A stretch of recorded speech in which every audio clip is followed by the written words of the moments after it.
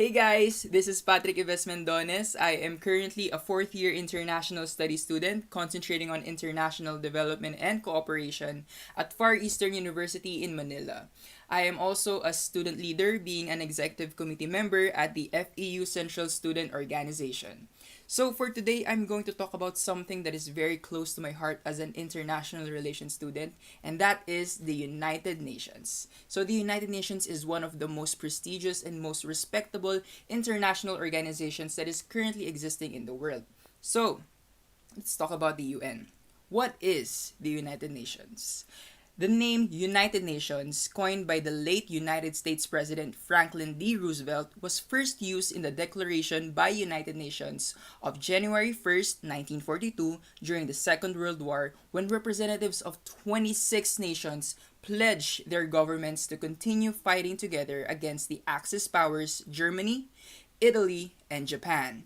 In 1945, representatives of 50 countries, including our very own the Philippine Commonwealth, met in San Francisco at the United Nations Conference on International Organization to draw up the United Nations Charter. Those delegates deliberated on the basis of proposals worked out by the representatives of China, the Soviet Union, the United Kingdom, and the United States at Dumbarton Oaks, USA, from August to October 1944. The charter was signed on 26 June 1945 by the representatives of the 50 countries, which also includes, as I said, the Philippines. The United Nations officially came into existence on October 24, 1945, which is also known as the UN Day today, when the charter had been ratified by China, France, the Soviet Union, the United Kingdom, the United States, and a majority of the signatories. So, what are the purposes of why the United Nations was created?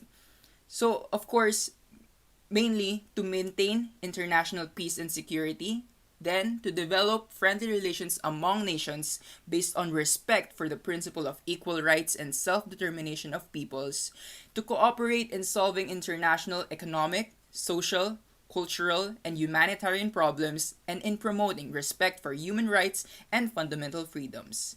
And lastly, to be a center for harmonizing the actions of nations in attaining these common ends. What were or what are the principles that made the United Nations founded? The UN is based on the sovereign equality of all its members. All members are to fulfill in good faith their charter obligations. Then they are to settle their international disputes by peaceful means and without endangering international peace, security, and justice. Then they are to refrain from the threat or use of force against any other states. They are to give the United Nations every assistance in any action it takes in accordance with the Charter. And lastly, it is important to note that, however, nothing in the Charter is to authorize the United Nations to intervene in matters which are essentially within the jurisdiction of any state. So, what allows a state to become a member of the United Nations? Well, membership of the United Nations is open to all peace-loving nations. That's it. Simply as that.